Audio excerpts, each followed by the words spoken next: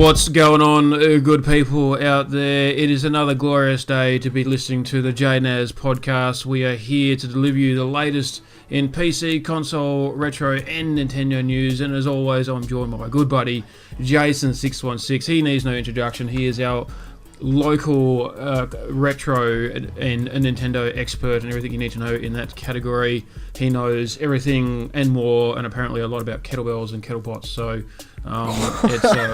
so if you need some kettle pots made with your urn and a clay pot, pile of clay that's moulding and stuff, he's your man. So, mate, Jace, welcome back to the podcast again. Podcast number 13, I believe this is. Lucky, unlucky, that's not so lucky. Lucky 13. So, how you feeling today, man?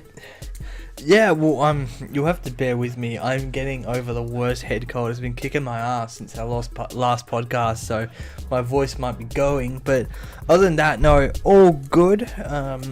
Just been doing my research on kettle pots and stuff like that. And people don't know what we're talking about. It's a conversation we just had before we started this, yes. And I don't even know how kettle pot came into it. But yeah, I can't even remember the conversation we just had. Something happened. Yeah, something about foundations. Something about foundations with the clay when we made our own kettle pots. I don't know. Something like that. But you know what you need when you have a clue. When you got a flu or head cold. And all that. You know what you need? What? A cup of tea. You know how you make a cup of tea? Kettle pot. From a kettle pot. You know what kettle pots are run from? What's that? Kettle cords. They're run from kettle cords. So you're sick, get a kettle cord. I'm not the expert on these. It's you. You're the expert on this. Mate, I'm just making shit up as I go. What are you talking about? Yeah, I do the same thing. I bullshitted my way to a victory today on Twitch. Become an affiliate. I bullshitted my way to one of them. That's right. So for people that aren't aware, Jason just went a Twitch affiliate on Twitch, which is really awesome. For people that don't know what Twitch is, you're an idiot. But Twitch is the most popular streaming platform for multiple users. Everything from gaming, vlogs, just, other stuff. People talking, literally. People talking, yeah, just everything to do with a camera or microphone or, all that sort of stuff. Doing live podcasts, all that sort of stuff, which was something we plan to do one day. We might do a live podcast one day, but, so big congratulations to Jason616. I'm going to do a crowd cheering sound effect right now. So there you go, there's all your stuff there, mate, so that's really awesome to hear.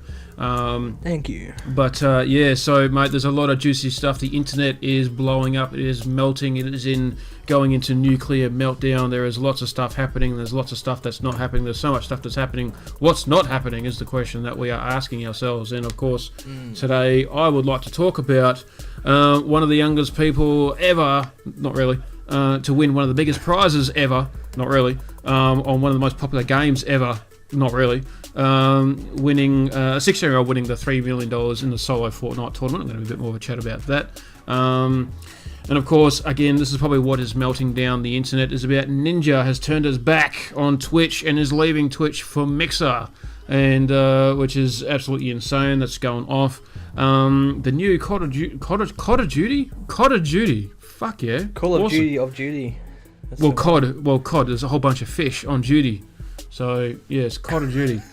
COD, Modern Warfare, Call of Duty, Modern Warfare, the remake. It is. I'm going to have a bit of a chat about that. GTA Online. I mentioned stuff about GTA Online last week. A lot of controversy in certain areas of countries around the world. I'm going to talk a bit more about GTA Online tonight. Of course, my usual honourable mentions, which I cannot wait to talk about, and of course my usual do you feel old yet, Jace? What have you juicy, gossipy, meltdown, toxic, nuclear waste stuff have you discussed with us tonight, mate? Well, I've got a lot of smaller bits of news, but I've got a lot of that, you know what I mean? I've got smaller bits, but a lot. The Switch is getting a new shooter. Yeah, that's it. Yeah, that's the one. No, the Switch is getting a brand new shooter, which I'll talk about. It's based off of a movie, but it is getting a shooter, as well as some other games that are coming to the Switch this month of August and a bit later, as well as some of Nintendo's actual figures on how they are doing with games and how many units they've sold and why they are top of the food chain at the moment, as well as I've just got some other little bits and pieces. Some fun facts and some honourable mentions as well. Something to do with GoldenEye, which is great. GoldenEye comes back up, so that's just a bit of fun, but I'll talk about that later. And of course, this day in gaming. Yes, for sure. Yes, cool, man. Well, are you ready to get this thing rolling? Yes, let's go. Excellent. Alrighty, so grab those earlobes, turn your earbuds off and on, and pull them out because your eardrums are about to burst. You are about to experience all the best in kettle cords and kettle pots and the latest in PC console, retro and Nintendo gaming. Let's do it.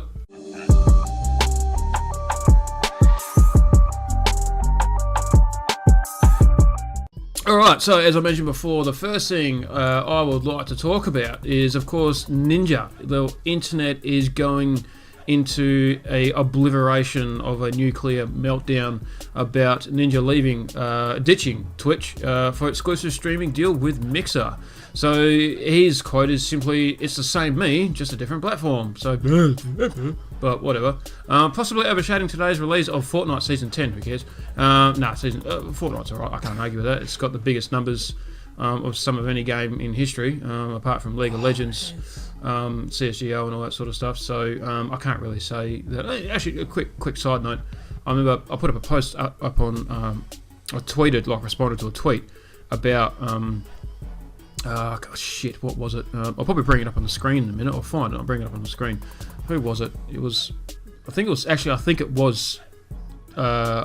Twitch, like the Twitch homepage of Twitter or something like that. Oh yeah. Oh, there was something like it. It was either Twitter's homepage or Twitch's homepage or something like that.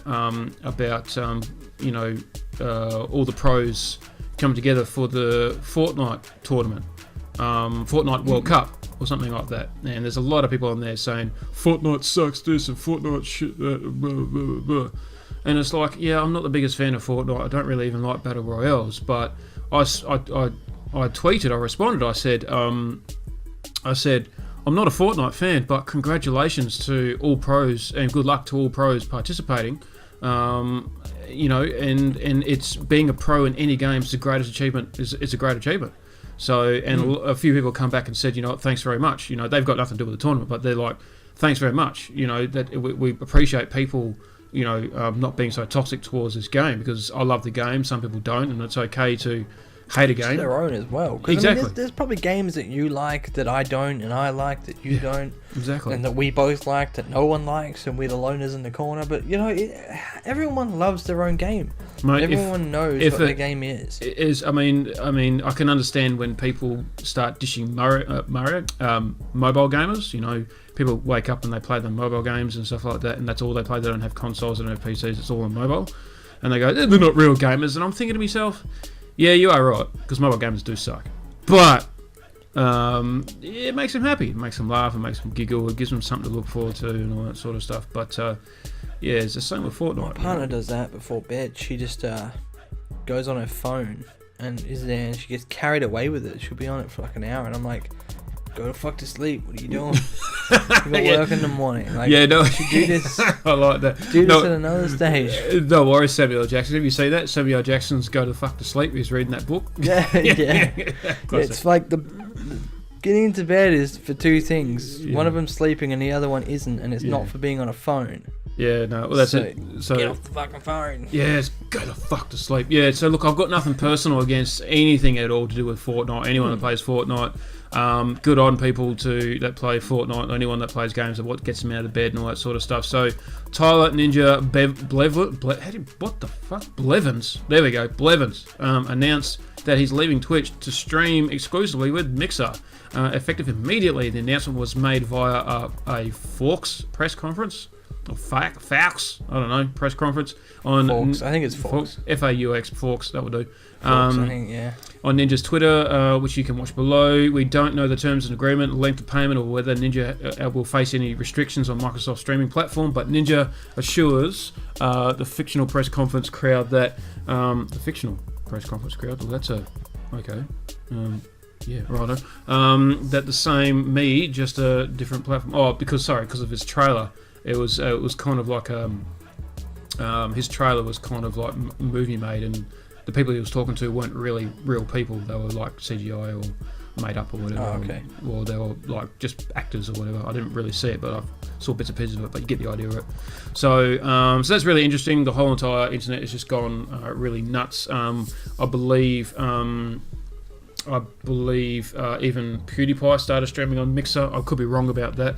I'm happy to admit that I'm wrong about that. So, yeah. I mean, I'll do a bit more research, but I've heard there's other streaming platforms that are starting to grow steam, and they need people like PewDiePie and Ninja to come over, start streaming on them, because it will just build platform. And I like hearing other social media platforms starting to take over, because I'm waiting for one that will basically replace YouTube, because YouTube has just gotten too big for itself. It's gotten too greedy, it's gotten too fat, and it needs to be knocked off the top, because they need, content creators need something more fair. They really do, because all I see is everyone getting screwed. I know people whinge, I know people whine, and I don't know the inside out of all the rules and regulations and monetizations of YouTube, but all I know is that years ago it was easier to make money on YouTube. And you can't promise people money and then take it away from them, because that's literally what's happened.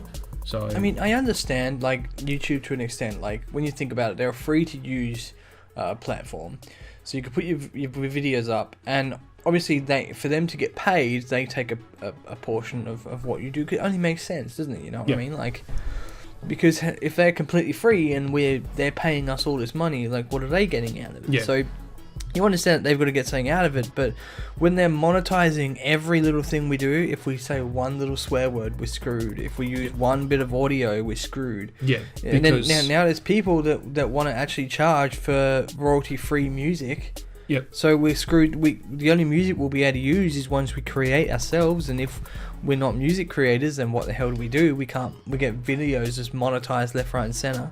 Yeah. You can't even use a photo. Like, it gets harder, and that's the thing, is like, I'm not going to step away from content creation on YouTube. I'll always do that. But that's why I've been building up my Twitch recently as well, because for me, I put up a video the other day and it was just completely monetized, and it's like, I don't know how it got that way, because I didn't have any sound on in the game. And I was like, how the hell is that video being monetized? What have I done in that video? I don't get it.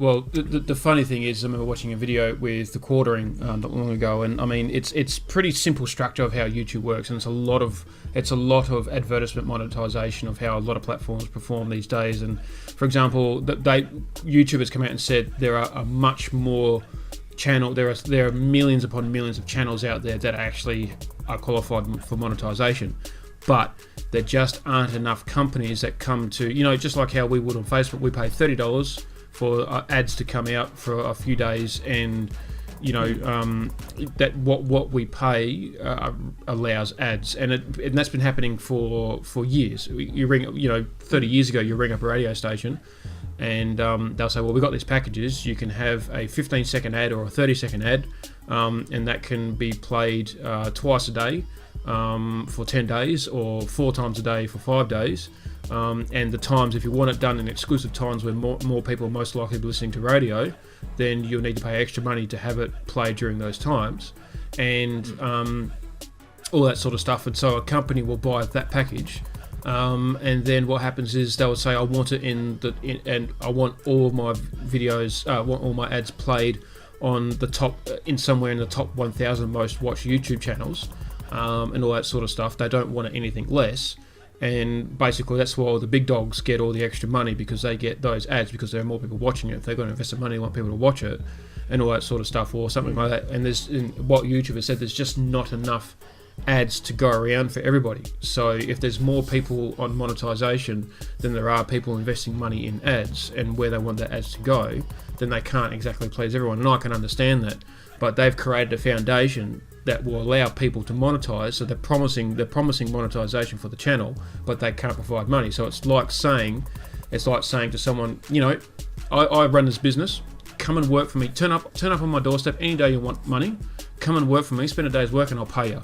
And then you go there, knock on the door, righto, I'm going to come here, righto, sweep this and lay this and move that and do this. And at the end of the day, you go, righto, can I get paid? Yeah, sure, mate. Here, I've got 10 cents. You know, hang on a second. Wait a minute. How come that guy gets paid $100? That guy gets paid $20, and I'm doing the same thing and I get 10 cents. And I said, well, I haven't got enough to go around, mate. Blah, blah, blah, blah, blah, this and that. Yeah, so, exactly. you know what I mean? It's harsh. It is. And then he'll cut, and your boss comes up with all these millions of excuses why he couldn't pay you money. So it's. I mean, I know. I'm happy to say that I'm taking this a little bit out of context, but as what the quartering has also come out and said, he's also saying that now people, because it's so easy for people just to click a button and take the monetization off your window, and they can claim the royalties from your video because you can be apparently using their content or something that they own in your video to make money. So therefore, they should take part of your money or all of your money. And it's easy to do it. People just do it with one click of a button. 9 times out of 10, YouTube won't investigate it. They'll just give that person the money because YouTube believes people wouldn't be doing it for no reason. But now YouTube... Here's the fun... Yeah, and that's the fun fact. I mean, they probably get more out of that video than what you will. Well, yeah, now even quartering... you've done all the bloody work. Exactly. And now quartering has come out saying that YouTube's now changed its rules to say that they will be thoroughly now... They've got a team dedicated to investigate that if someone reports your thing and you decide to appeal of why people are taking your money where you've done nothing wrong, now YouTube will now give you a stamp and they'll say, okay, someone has claimed your the person that claims your video, that person has to state exactly what part of the video, what it is, what time frame in the video it was, why they are claiming it, how do they own it, and all this sort of stuff. So they have to jump all through all these hoops. It's not a simple click of a button now.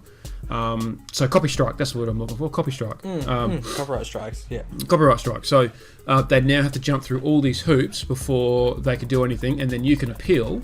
And then before they even take the money, you have the opportunity to go, right, I'll just cut that out of my video, and therefore I won't earn as much money from the video originally, but at least I'll have some money. So you'll cut that from the video, or you'll take it out of the video, or you'll do this and you'll do that. And either way, at the end of the day, the person's having a whinge because you're using some of their content. And if you get rid of that content, or you take the video down, or whatever you're going to do, everyone's happy, because originally, if that person is basically saying that's not fair, they're making money from my product, at the end of the day, that's what it's about. You're just not making the money, and they weren't going to get money in the first place. So everyone's happy, everyone wins, and it gets rid of the people that are just quickly trying to make a few bucks, just copy strike everyone for no reason and get all this money. So yeah, because it's like, here you go, here's my video. Say you got $10. So you got $10, and it's like, oh, copyright claim. Well, Jason, even though you put the video up and you did everything, here's your share of 2. There's their share of 8. Yes. Exactly. Well, that was a big bang. Jesus Christ. What was that? So that was me dropping my can of mother into my empty rubbish bin because I forgot it was empty, and I forgot I was recording, and I forgot it would make noise because I'm an idiot. So anyway, that is topic number 1 for me, mate. What have you got for us? Alright, well, talking about ads, on my little research page here that I've got up, I've got tons of McDonald's burgers just scattered around the page. Right. I kid you not, there's like 4 ads just on the top alone with just the same burger like 14 times. So, I wonder how much they're getting monetized for this. Huh. No, I'm joking. I'm just joking. Yes. Alright, the Nintendo Switch. I'm going to cover 2 topics in one because I've got, like I said, a lot of small things to get through. So, so the Switch is getting a new shooter. Movies. Did you ever watch Zombieland? No. Never watched Zombieland? Good old Bill Murray. Cameo from Bill Murray. Great. And the new Zombieland trailer has dropped. The Zombieland Double Tap. Well, the Switch is getting Zombieland Double Tap Road Trip as a game. Based on the Zombieland movies. So it's a co-op shooter based on the Zombieland movies that's been announced for Nintendo Switch. The game will be called Zombieland Double Tap Road Trip. So the game is inspired by the story, characters, and humor and horror of both Zombieland and the upcoming Zombieland 2. And it is set after the events of the first movie, and it's said to be a ridiculously fun top-down twin-stick shooter. So it's co-op multiplayer. So you'll be playing the heroes from the original film, as well as the new unlockable characters from the upcoming sequel. You'll also need to use special abilities and arsenal weapons and more to survive against the huge numbers of the undead. Story-based campaign mode, wave-based horde mode, and ongoing daily and weekly challenges to enjoy. It will be launching on the 15th of October this year. Getting ready for Halloween. So, yep. And players can get their hands on it 3 days before the new movie drops. So it's a good way of teasing the new film. So yeah, that sounds like good fun.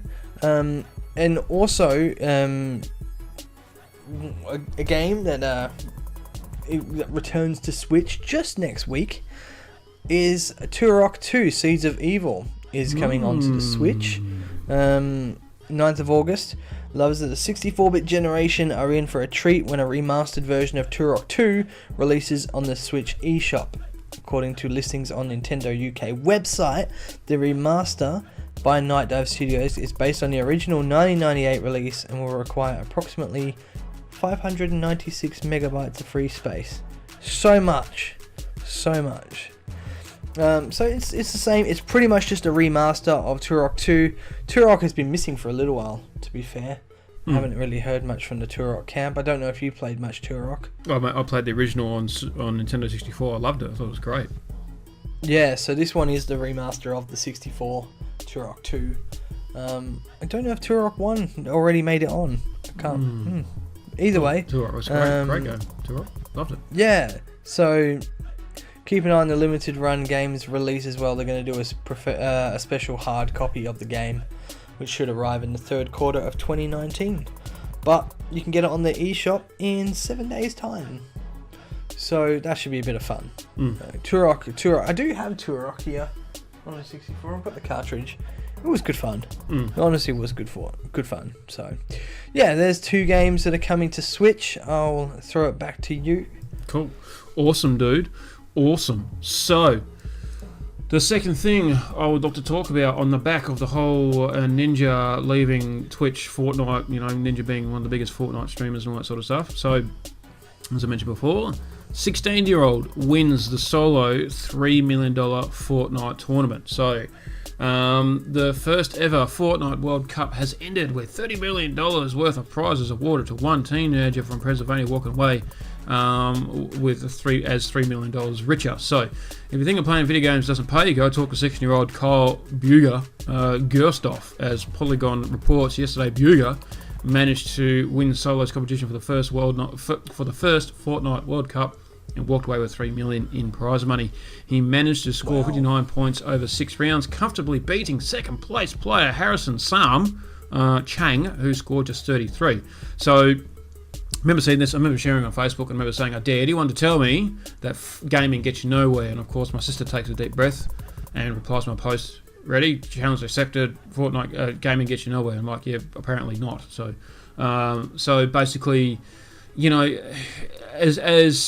as the digital world starts to evolve and form and get more popular, and like I said, I've said it before, I think I've said it on my podcasts in the past, and I've said it to so many people, and even this day and age where I talk to people about what I do as a side hustle and all that sort of stuff, people still sort of look at you a little bit confused, raise their eyebrows, turned head of, how do you spend so much time gaming, why do you game so much? It's starting to become more socially accepted. But I couldn't really give a fuck what people think. But that's the fun part of getting old, is that you care less about what people think. So I understand that, though. I understand that, because I'm giving less of a crap about what... I mean, in the world, when we're putting ourselves out there, we can't take to heart what people think of us, because then we'll never survive. Yep. We're just going to be in the ocean just being eaten alive by sharks. We just can't let it affect us. Exactly. You are who you are, and if people don't like that, then fuck off. Yeah, exactly. Simple as that. I mean, the esports world has been around since the late 80s, early 90s, and it all started off with arcade cabinets and all that sort of stuff, but especially in the last probably 5 years, esports has grown massively. It's still in its infancy, not so much in like a lot of European countries and North America, but it's still, esports is still in its infancy, and basically it's premonition that the esports industry is going to be worth in the billions, and they are premonitioning in about 10 years time there will be more people sitting in front of their PCs or on their phones or tablets streaming live World Cup events like Fortnite or something like that than watching the Super Bowl. People will be like that, and people are like, well, how's that even possible?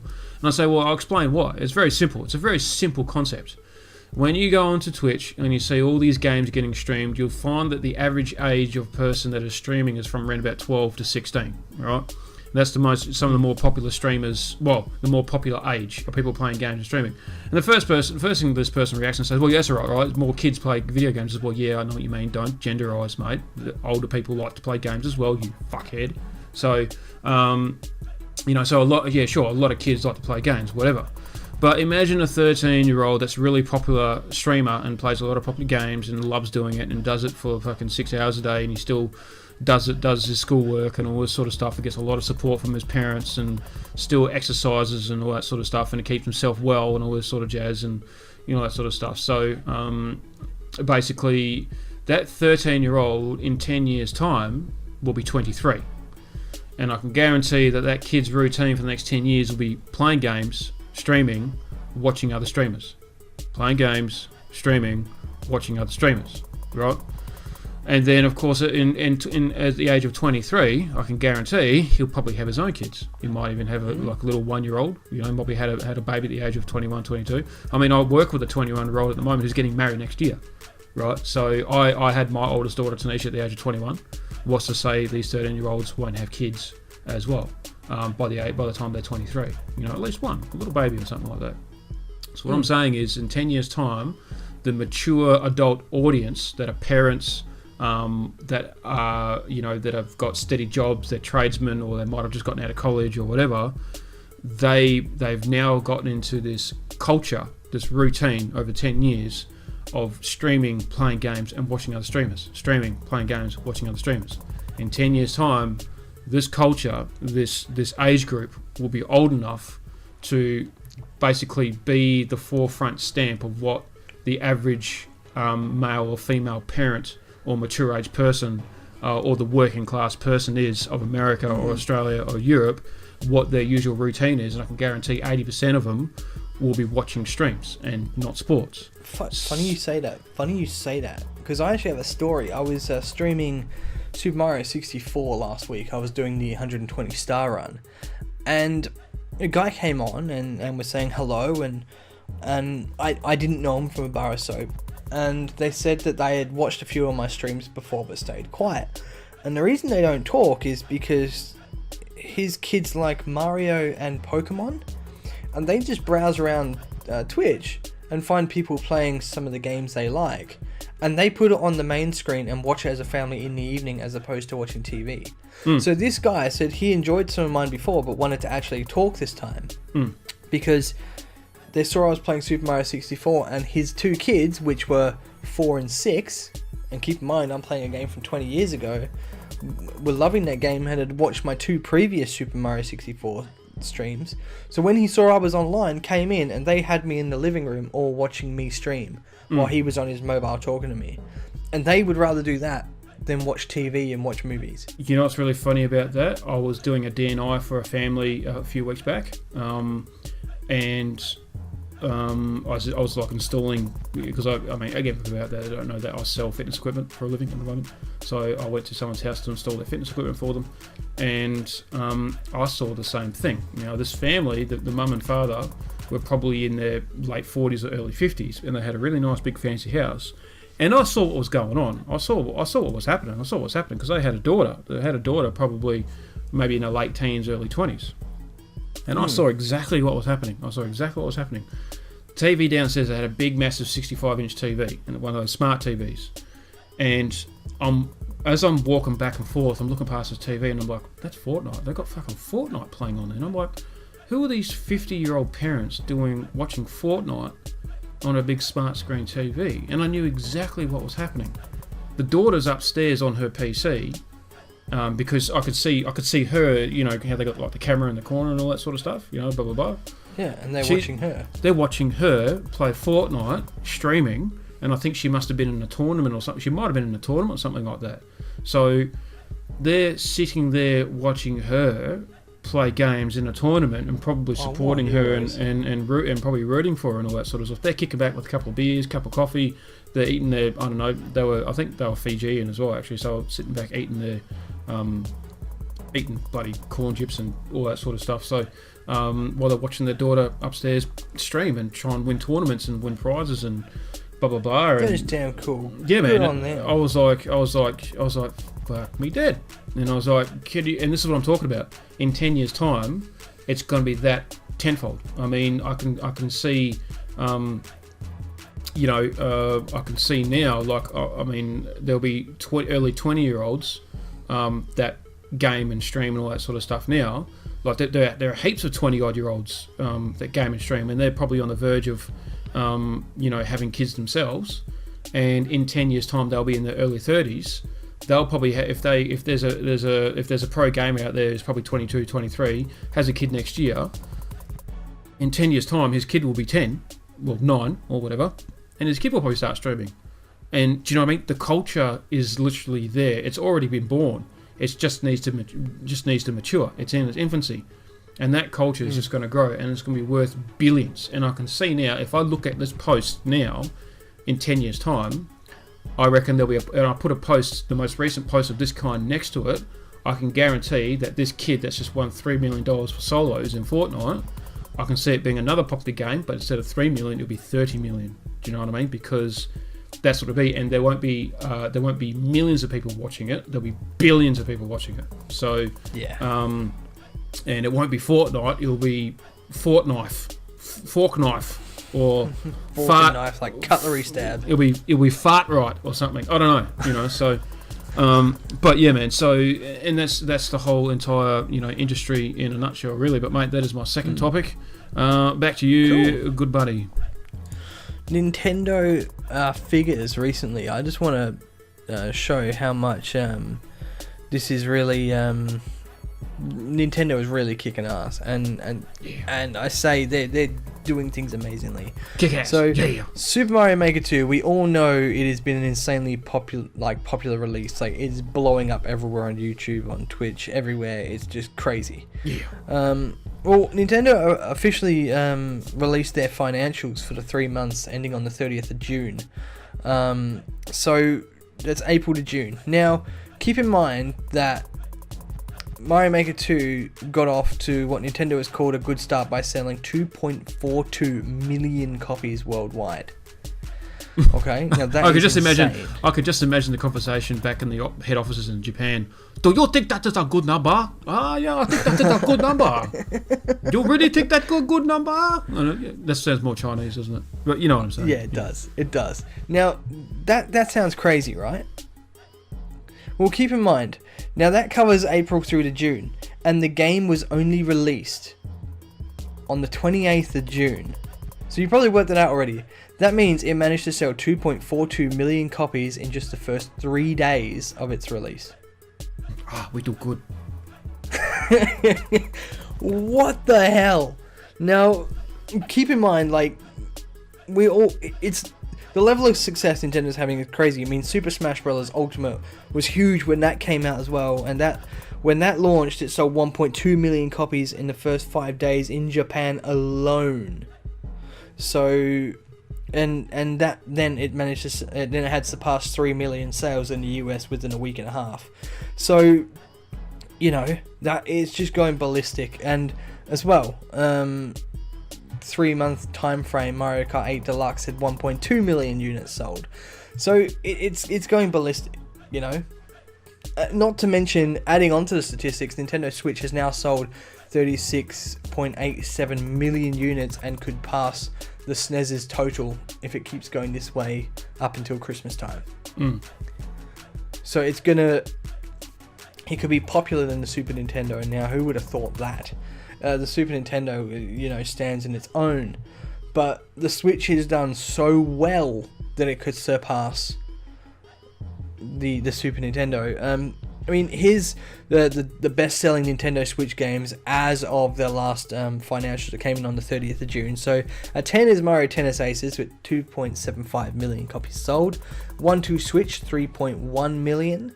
New Super Mario Bros. U Deluxe, 4.1. Super Mario Party, 6.99 million. Splatoon 2, 9.02 million. Pokemon Let's Go Pikachu / Eevee, 10.98 million. Legend of Zelda Breath of the Wild, 13.61. Super Smash Bros. Ultimate, 14.73. Super Mario Odyssey, 14.94. Mario Kart 8 Deluxe, 17.89 million units sold.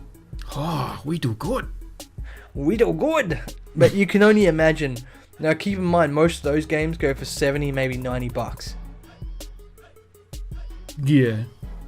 That's American dollars as well. That's not even Australian dollars. So, shitting hell, that's only 10 games. You can imagine, you know, the CEO of Nintendo, what's his name, Hakanawa fucking Tsunami, wherever his name is, knocking on the door of Toyota. Ha ha ha! How much money you made last 3 days? Ha ha ha!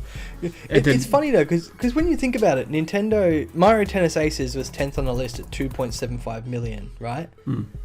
But what we said was in 3 days, 2.42 million copies of Super Mario Maker. That's almost beat the 10th pole position in 3 fucking days. That is unreal.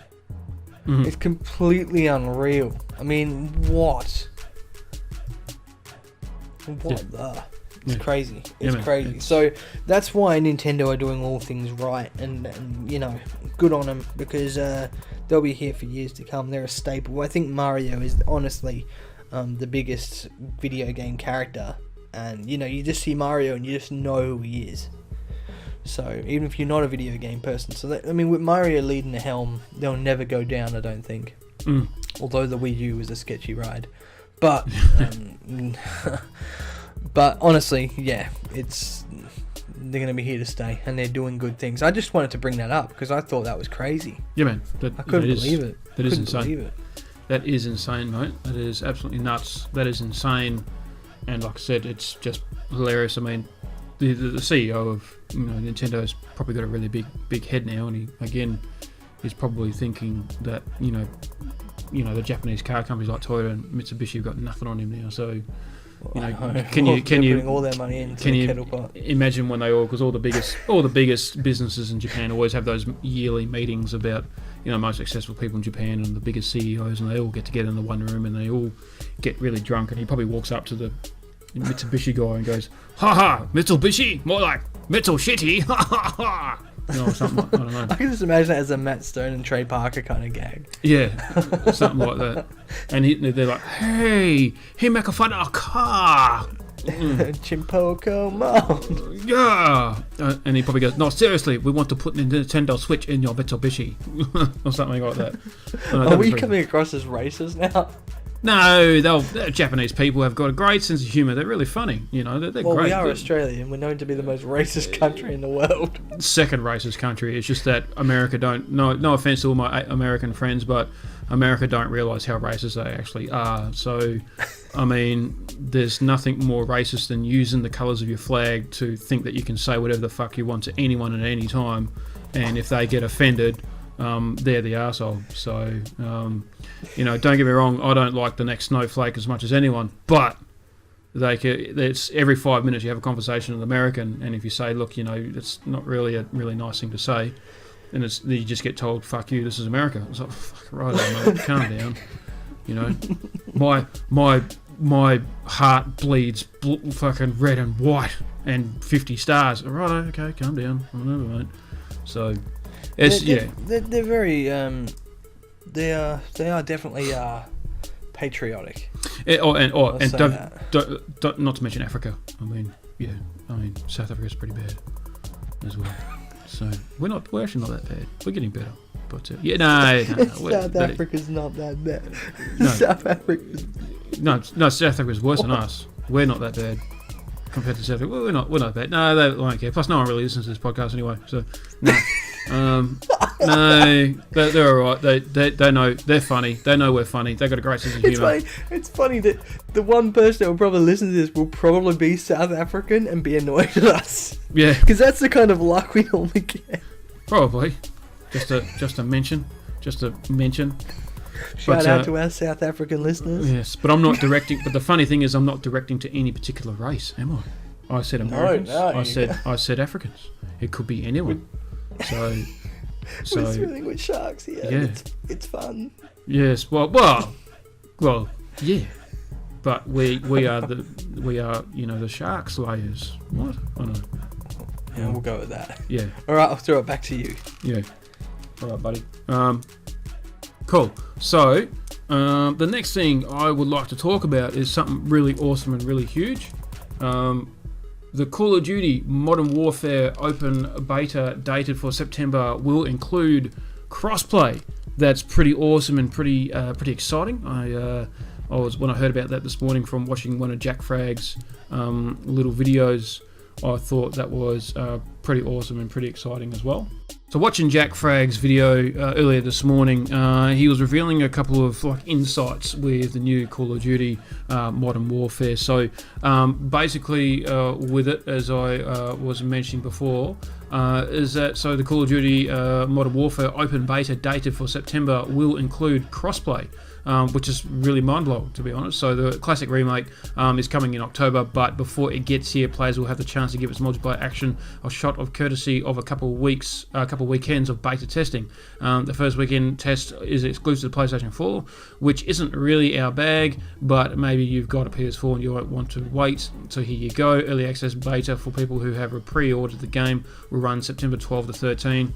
While the open beta for PS4 only, which is for the open beta for PS4 only, goes for 14 to 16. So PC, Xbox One pre-order beta, PS4 open beta will be 19 and 20, and again on September 21 and 23. So the second week beta will also include crossplay testing, which could be interesting, but not make much of a splash for PC players. Forbes said in May that the Modern Warfare will feature input matchmaking similar to that used by Fortnite, which matches players together based on whether they are playing with a controller or mouse and keyboard. So basically the only advantage PC players will get, because they'll be mouse and keyboard players will be matched with other mouse and keyboard players, the only benefit a PC player will get will be input lag, frame rates, refresh rates and all that sort of stuff. So the whole all that sort of stuff. So bits and pieces. So that's really cool. I like the fact that it's cross-platform. And the more cross-platforms that come out, the better. Because I mean, I'm not really into the whole console peasantry and all that sort of stuff. If you've got a gaming platform, then you're a gamer, and if you love gaming, then great, that's fantastic. Whether it's PC, PlayStation, Xbox, I don't really care. But in a nutshell, PC is not as popular as console. That's the end of the day. That's a fact.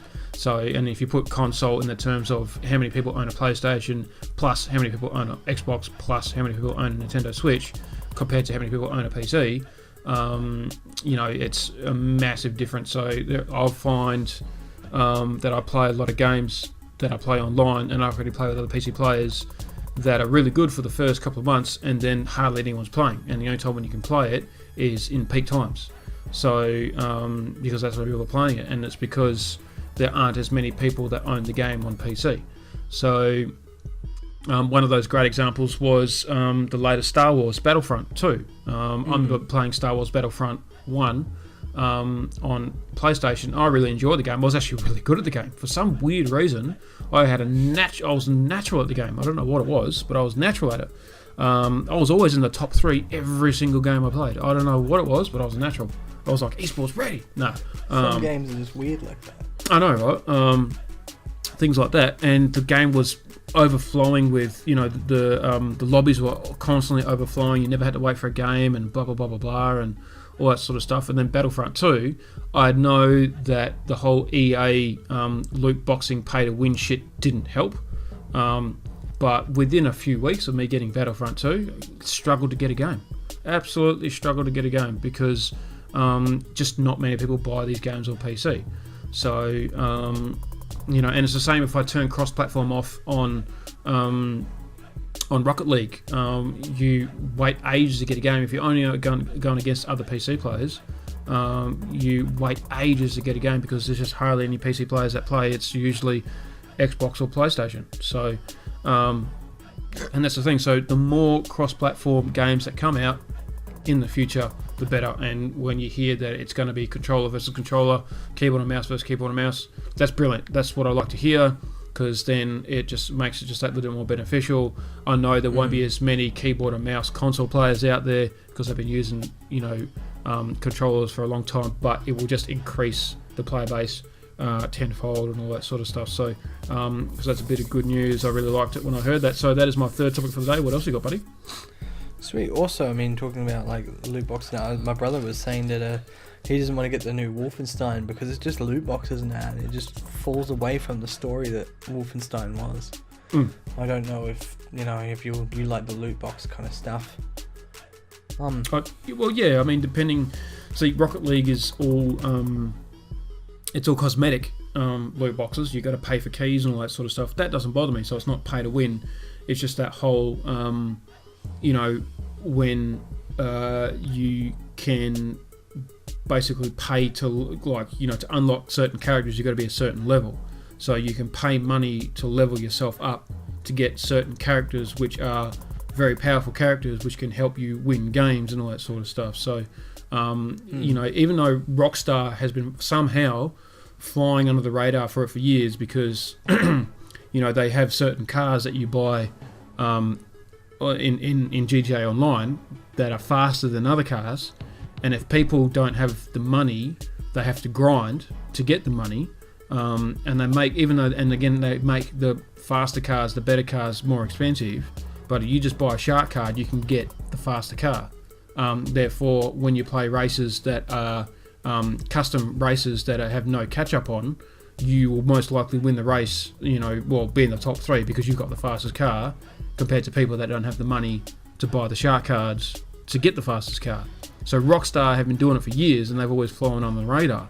But because it's so EA's games, when it comes to Star Wars Battlefront or Battlefield and all that sort of stuff, because it's so PvP, it's a lot more PvP than what GTA 5 is, because that was the main source of the game. EA's starting to go from single player to pure online multiplayer, and when it's pure online multiplayer, they outsource these loot boxes to make everyone more powerful by spending money. It pisses people off. So yeah, it's just that whole thing.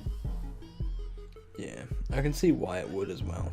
Yeah, big time, man. But yeah, cool.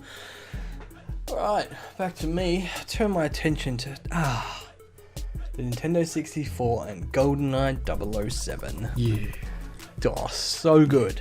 Yeah. For those who owned a copy of this classic, I'm sure.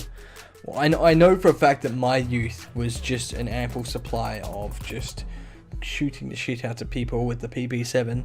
I don't know why, but even with like auto machine guns and that, I used to just destroy with the PP7, and my brother would just get annoyed when he'd pick out like an RCP-90 and try and blast me, and I'd just take him out with the PP7. He'd be like, what? So but we and if you ever play multiplayer, which is probably what you remember GoldenEye for, we always used to hate our friend that would pick Oddjob. Which is funny because Oddjob, I think Knick Knack was the one that was meant to be the small one, so I don't know how Oddjob got small in that game. Anyway, doesn't matter. Rare fucked it. But either way, it's mainly known for multiplayer, but this actually turns attention to the story mode of GoldenEye. You probably don't have, although, is the ability to say that you've completed the game firing only one bullet. You wouldn't have thought that feat was possible, but in all honesty, The speedrunning community, a guy called Goose, has done exactly that. He has beaten GoldenEye 007 only firing one bullet. Yeah, right. The entire game. So he details how it can all come together in a video, but for the most part, it turns out you're able to use speedrunning techniques just to simply charge your way through each level and bypass the guards in your way, or at the very least lure them into dropping mines. Certain levels are obviously much harder than others, because when you take into consideration that you've got extra goals like collecting key cards and all that kind of stuff, as well as civilians, you've got to keep some civilians alive and whatnot. Like, that gets harder. But what he does is using the trusty technique we know as slappers only, of whacking everything that moves with a quick hand chop. And it's actually fairly super effective. So, what about the one bullet? What do you think the one bullet would be needed for, Naz? Of all things, what do you think the one bullet is? The one bullet he needs to fire. Let me think. Trying to remember. I don't know, actually. I'm just going to say, I don't know. On the very first stage, you need to fire a bullet at that lock to open it up on the damn level. I thought it was. I actually thought that. Because even if the guards shoot it, you can't open it up. So you can do the entire game using only that one bullet on the first stage, where it's not even used for shooting a person to do it. Yeah, right. Weird. Now, did he do this on the easiest mode or the hardest mode, or? I believe it was on Secret Agent, so the mid. Interesting. So, yeah. There's a video, I've got to send it to you, where he does the whole bloody thing just with slappers. Classic, mate. That is absolute classic. I know, very, very good. So Goose and the speedrunning community, some speedrunners are so clever, but the fact he didn't really use any glitches to do it either, he played the entire game the way it should be, but just charged through the people. So good on him. I thought that was pretty damn cool, so it deserved a crack and a mention. I know, right? That is so funny. Classic. Impressive. There's a new term to slapping. Right. We have my multiplayer slappers only. It's hilarious. Yeah, definitely. It's hilarious. Definitely, man. Alright, cool. I'll throw it back to you. Right, man. Alright, so my fourth and final topic before my honourable mentions is, as I was talking about last week, about GTA Online bringing its new Diamond Casino update. Well, in a wake of it, a week later, GTA has come out and said that in the week coming out of its release, it has had the biggest days ever in the 6 years after launch, and thanks to that update. So more than 6 years after launch, it launched in October 2013. Grand Theft Auto 5's online mode continues to set records. The new Diamond Casino update was immensely popular, giving GTA Online the most number of players in a single day on July 23rd for an entire week after launch, July 23rd to 29. Developer Rockstar Games shared these numbers with Hollywood Reporter. However, the always secretive company did not share the specific player numbers in November. Did not share the specific player numbers. In November 2015, GTA Online averaged 8 million players per week, so the new figure related to the Diamond Casino update is at least known to be higher than that. So GTA 5, meanwhile, has shipped a jaw-dropping 110 million copies worldwide, making it one of the most successful entertainment products in history. The Diamond Casino update for GTA Online is a massive, rich in content, and in addition to finally letting players into casino, they can gamble. The update contains 6 new story missions and numerous other ways to compete in modes. You can read GameStop's previous coverage, blah blah blah blah blah, all that sort of stuff. So basically, yes, I remember saying years ago, within months of it coming out, I was like, wouldn't that be cool if that casino was open and we could play some blackjack or some poker and do this and do horse races and all that sort of stuff. I remember people saying that within months of it happening, and I think I said that last podcast, that everyone, that was like the next big thing that everyone kept on saying, is that when's the casino going to open? And people were saying that for years, and every time there was the next update with like the whole stunt races and this and that, people were like, who cares about this? Open the casino already. When are we going to open the casino? When can we play some blackjack? All this sort of stuff. When can we gamble? When can we do this? When can we do that? And so 6 years later, I am not surprised that it's made the game just sort of rebirth itself. And then at the same time, when something is doing well, keep doing it. And when they knew that everyone wanted the casino, yet GTA Online was doing so well, what was the point? They were waiting for it to decline, and then bang, I reckon they had the casino ready to go from day one, and just waiting for the right time, the window of opportunity to release it before the game just completely died. So so it's probably within their rights to the right time to release it, and it's just awesome. 110 million copies being shipped, and then they know that 110 million people will put the game back in their console or bring it out of their library just with this update, which I did, funny enough.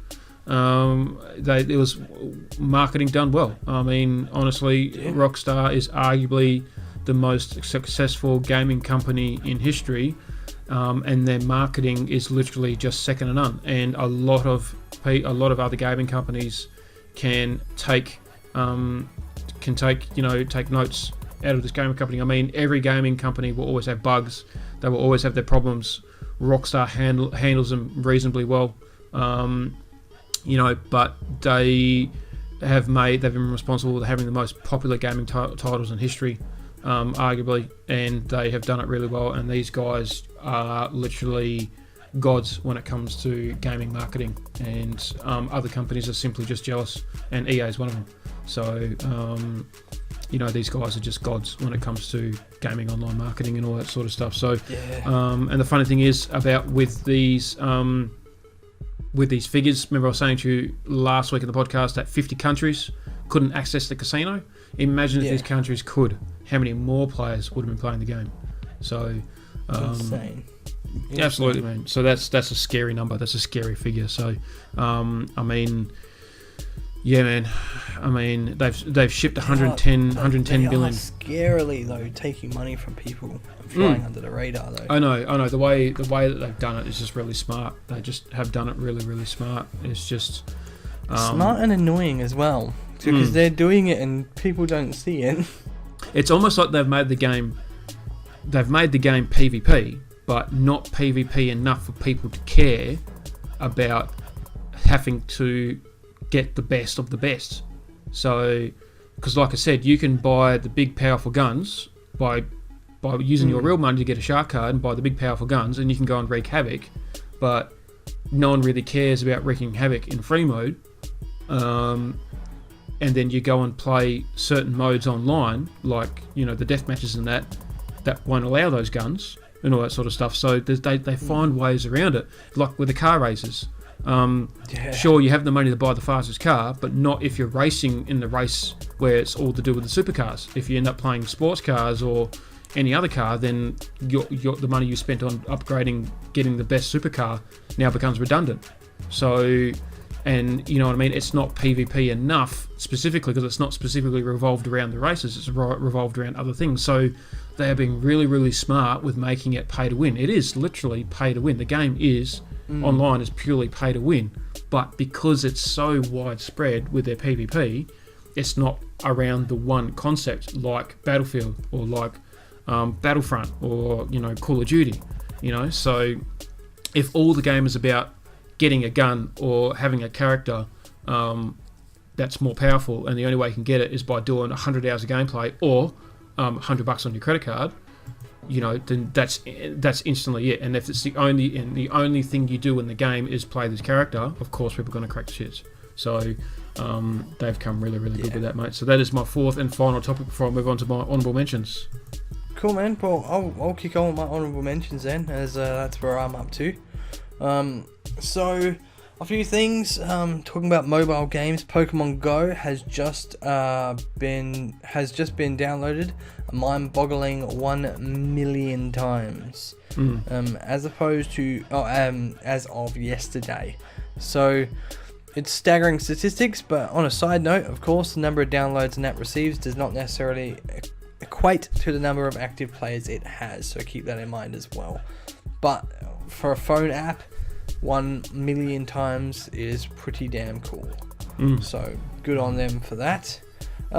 Also, the new Nintendo Switch game Trials program will let you play Mario Tennis Aces for free. So, a new endeavor called Game Trials will soon give Nintendo Switch Online subscribers a chance to play Mario Tennis Aces for free. The game will be available to play from 7th of August until the 13th of August if you're an active subscriber to Switch Online, as either part of a full subscription or even if you're just using a free 7-day free trial. You could be able to find an option to download the software on the eShop. It will also be 33% off during that time if you try it out and want to purchase it. We've had demos for Mario Tennis Aces in the past and Captain Toad. You receive and also just received the full game for free treatment in Japan. So what they're doing is they're trialing something called Switch Game Trials, where they'll give you a game to try for 7 days, and if you like it, give you 33% off. You can buy it for, at a third, 2/3 of the price, but you can play it for free for a week. So I've not seen that be done before. Very clever marketing. So if you've wanted to try Mario Tennis Aces, give it a bash. 7th to the 13th. Give it a good old go. I might actually grab a copy of it and stream it, even though I don't own the game. That'd be fun. Nintendo's very own Gaming Expo returns this October with Nintendo Live 2019 Kyoto, Japan. So they've revealed that they'll once again host its very own Gaming Expo in Japan this year, with Nintendo Live 2019 scheduled to take place in October. We'll be kicking off the 13th of October at Kyoto International Conference Center. Likely following a similar format to last year's event, it will feature tournaments for games such as Super Smash Bros. Ultimate, Splatoon 2 and Super Mario Maker 2, other events on stage, playable demos of brand new titles, and etc. Other events include a Splatoon concert, which will no doubt be fantastically fresh, and even a Super Mario Maker 2 stage show featuring comedy duo Yuiko, whoever they may be. Nintendo also announces its plans for Gamescom earlier today, revealing that it will share new gameplay videos of several top games coming to Switch in the near future. So I'm hopefully looking for some more Breath of the Wild 2 footage there. That would be amazing. Also, I think we're going to find out more about Luigi's Mansion as well.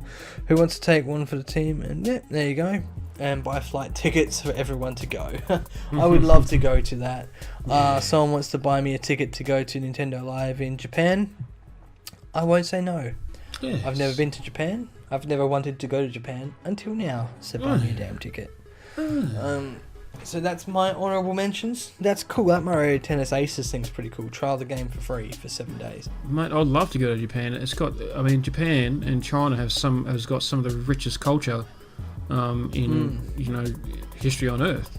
So there's so much awesome Japanese culture that's part of today's pop culture, especially. That you just love, reading about and hearing about and all that sort of stuff. So, and not even just that. You can play. You can actually go and do Mario Kart on the main roads. In Japan. I know, right? In Tokyo. Because it's just. Who wouldn't want to do that? Honestly, people say. I've never been to Japan, and that's why I want to go. People say Japan's 10, 20 years ahead of us. When it comes to technology and just. Their culture's thousands of years ahead of us. Most of the population around the Earth, but they've got some of the richest culture in the world. And I would love to go and spend a bit of time in Japan, and even live in Japan for a while, or something like that. That'd be awesome. I doubt it would ever happen. No, I wouldn't end up going because I'll get homesick really quick. But I'd love to go to Japan for 2 or 4 weeks and just experience their culture. I know, become a samurai for a little while. I don't know, something like that. I can imagine the two of us going over there in search for video games and unrecognized stuff that we wouldn't get here. Yeah, I know, Wouldn't right? That make a good vlog? Yeah, man. Vlog series. Yes. the JayNAS take on Japan. Yeah, exactly. JayNAS take Japan. Yeah. Classic. But speaking of Japan, believe it or not, that my first topic with my honourable mentions also have a lot to do with Japan, because of course PlayStation 4 now. PlayStation 4, why has that gone over my screen? That is really weird because that's sucking balls. Anyway, the PlayStation 4 has now sold over 100 million consoles, which is really awesome. the sales are slowing because of the PS5 has been announced, which is inevitable and duh. So but it was at 96.8 million back in March, and now it's been reported that they have now hit the 100 million milestone, which is really, really awesome. Compared to the previous quarter, the number of unit sales is up by 600,000. The figure is identical to the same quarter last year, which is also 3.2 million sales. But they're basically saying that despite good news, the sales of PlayStation 4 is slowing in recent times. 17.8 million of the consoles were sold last year. That's 2 million fewer than 2017, which was also down compared to the 20 million sold in 2016. With the PlayStation 5 set to launch in the fall of 2020, Sony has lowered feature sales expectations for the PlayStation 4 for the fiscal year of 2019, which stretches from April 1, 2019 to March 31, 2020. Cool. So it predicts that 15 million PS4s will sell 1 million fewer than it had previously estimated. So that in a nutshell is predicted, as long as they keep selling the console part. Well, that's a bit hard to say because the PS5 is rumoured to be the first console in the generations that have backwards compatibility. So there's almost no reason to keep the PlayStation 4 around.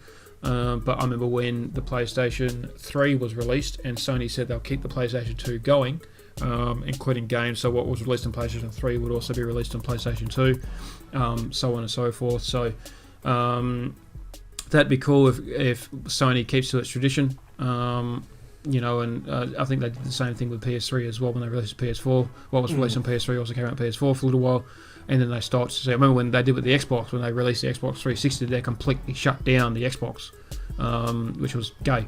So, they'll have to wait and see. So it was big congratulations, big good news to 100 million PlayStation 4 consoles sold for Sony, cool. Which is pretty awesome. And of course, my next and final honorable mention is they are doing the remastered version of Ghostbusters, a video game in time, coming out for Halloween. So I'm afraid of no ghosts, but I'm afraid, however, of a Halloween without a handful of fresh and spooky video games to play through. Lucky for me, both Luigi Mansion 3 and Ghostbusters, the video game remaster, will be coming in October, which you just mentioned before, I think.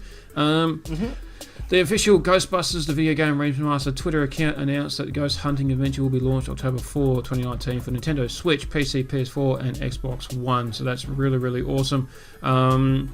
So it's the remake of the 2009 version.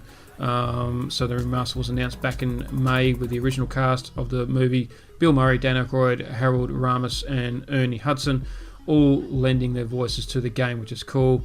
Aykroyd and Ramis did some work on the story as well, which is really, really awesome. So it's got to be close to authentic, with the original voices and casting in there, which is really, really cool, and that's got to be a lot of fun. So and R.I.P. to Harold Ramis, because he's not been around for a couple of years. He was one of the writers of Ghostbusters too. Yes. So him and Dan Aykroyd, which I'm glad he wasn't alive to see the abomination they gave it. But yet again, we're hoping for a 2020 new Ghostbusters movie with the proper Ecto in it. Yes, that's exactly right. But I just have a love for Ghostbusters because, like, when you're born and you have like a nice, like, cute teddy, it's always your teddy that your soft toy when you're a baby, and it's your first teddy kind of thing. Yep. I had Slimer. Oh, did you? Well, there you go. I had, when I was like a young kid and I was a baby, I was just pulling something off of a shelf because I was just a shit-ass kid. Probably was a shit-ass kid. I was a baby. So, but yeah, I was just, literally, I kept pulling this soft toy off a shelf as a kid, just waving around, not being able to talk. It was a green fucking Slimer pillow, and that was the thing I had, and still have to this day. That was my baby toy, and he sits on the shelf behind me. You might see him in some of my videos. He sits on my shelf, but yeah, everyone had all these babies. I had this freaking green ghost. That was my thing. That's pretty awesome, man. That's pretty good. So, shall we do our little jingle? Do our little jingle and announce our this day in gaming and all that kind of stuff? Yeah, alright. Let's play the always different, always amazing jingle for this day in gaming. In 3, 2, 1, go!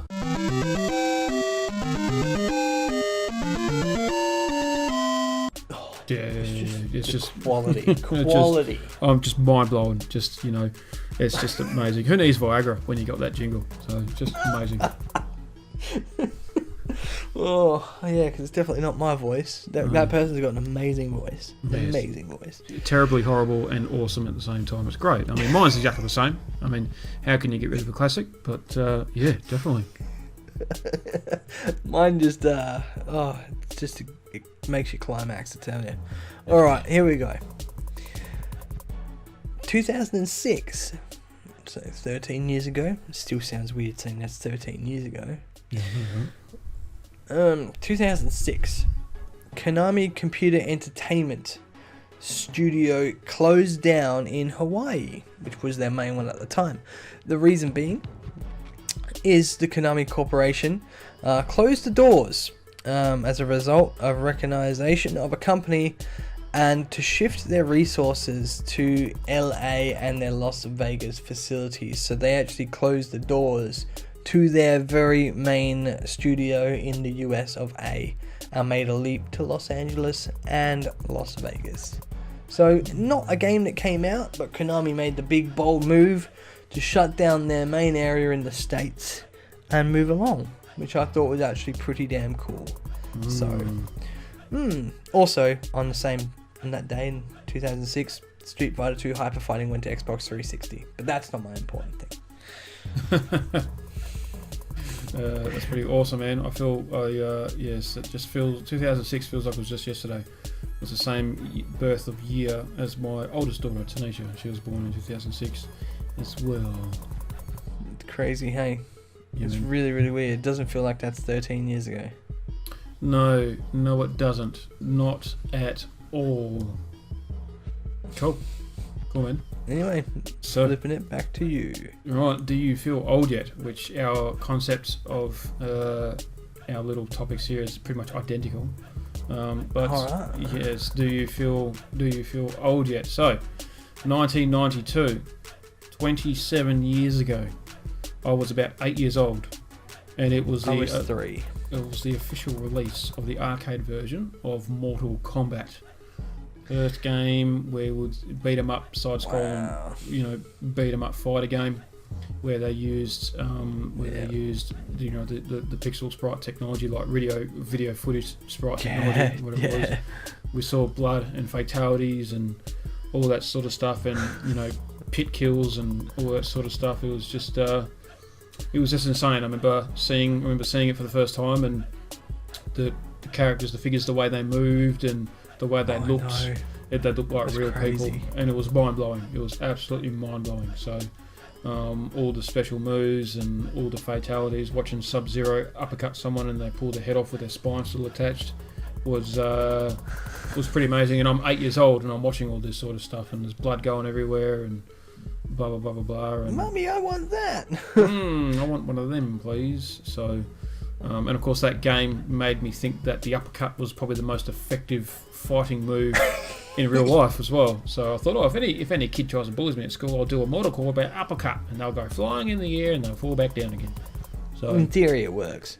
well, you don't realise how telegraphing it is, and they actually sort of have to stand there, or you have to time it right when they jump up in the air and do a front flip and they go to fly kick you, and then and then you do You it. can uppercut the end of their heel and they just go flying. Yeah, exactly. And the kid always and the kid at school make a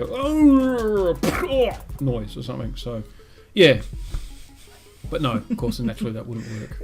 It's funny you saying Mortal Kombat. The arcade came out in '92 because in '96 Mortal Kombat 2 was released on the PlayStation. So there you go, 4 years later.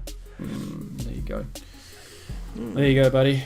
There you go. So, unless you got anything else that you want to add before we wrap this up?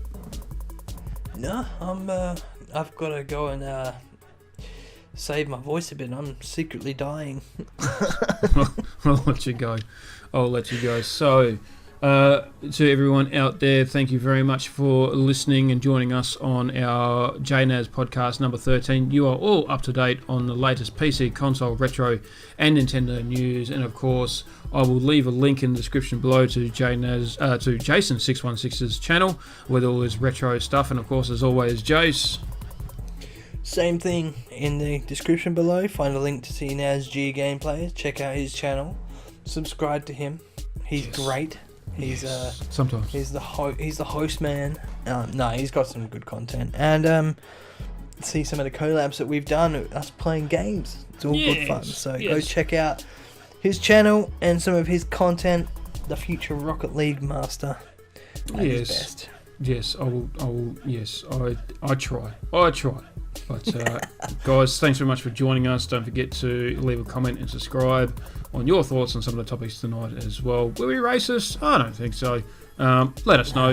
But guys, if you're South African, maybe don't comment. It might be for the best.